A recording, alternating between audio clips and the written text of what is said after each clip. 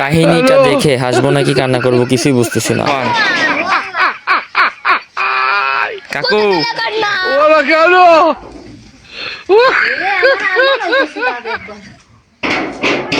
কাকু সাবুয়ান দরজা খুলে দাও।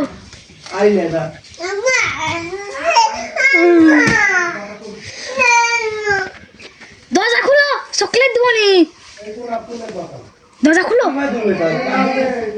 দরজা খুলো, দরজা কাকা দরজা খুলো।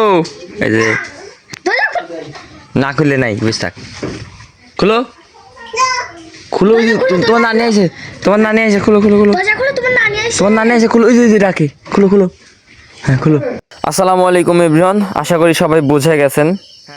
তো আপনাদেরকে বোঝানোর আর কিছুই বাকি নেই। এটা আমার ভাইয়ের ছেলে সাফওয়ান। যাই হোক, দেখতে পাচ্ছেন ঘরের ভিতরে দরজা আটকিয়ে দিয়েছে, কেউ নেই রুমের ভিতরে। তো বিষয়টা হচ্ছে, এর আগেও 2 দিন লাগিয়ে দিয়েছিল, সেই সময় মানুষ ছিল।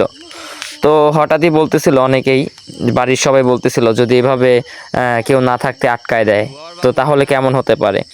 তো আজকে সেই দিনটা চলে আসলো। আজকে ফাইনালি রুমটা আটকায় দিয়েছে। জানলা বাইরে থেকে জানলা দিয়ে ভিডিও করতেছিলাম, তো দরজা লাগিয়ে দিয়েছে ঠিক আছে, কিন্তু খুলতে আর পারতেছে না। তো বিষয় হচ্ছে, আপনাদেরকে এতটুকু সতর্কবার্তা দিব যে যাদের ছোট বাচ্চা আছে এবং এইরকম বয়সী 2 থেকে 3 বছর বয়সী কিংবা 2 বছর তারও কম, তাদেরকে একটু দেখে শুনে রাখবেন। রুমের দরজা আটকিয়ে দিতে পারে। ছাদ বাড়ি যাদের আছে শহরের ভিতরে, তাদেরকে বিশেষভাবে বলবো, বিশেষ করে টয়লেটের দিকটা খেয়াল রাখবেন, কারণ টয়লেটে গিয়ে দরজা লাগিয়ে দিতে পারে। আর ছাদ বাড়ি যাদের আছে তাদেরকে বিশেষভাবে বলার কারণ, রুম ভেঙে বের করতে হতে পারে।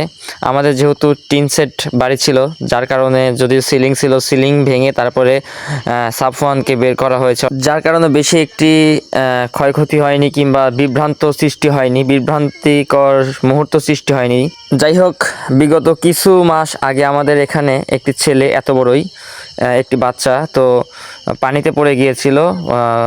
প্যান্ট কিংবা জামা নিয়ে খেলতে খেলতে চারিতে পানি রাখা ছিল, যেহেতু আমাদের গ্রাম অঞ্চল, তো গোসলের পানি রাখা ছিল, কেউ খেয়াল করেনি। ওখানে চারির ভিতরে হাত দিয়ে নাড়াচাড়া করতে করতে পানির ভিতরে পড়ে মারা গিয়েছিল। তো বিশেষ সতর্কবার্তা হচ্ছে এটাই, যাদের ছোট বাচ্চা কাচ্চা আছে তাদেরকে দেখে রাখবেন এবং ঘরের দরজা কিংবা টয়লেটের দরজা লাগিয়ে রাখবেন, তাছাড়া কিন্তু বড় ধরনের বিপদ হতে পারে। ধন্যবাদ, সবাই ভালো থাকবেন। তো ভিডিওটি এই পর্যন্তই। Thanks for watching.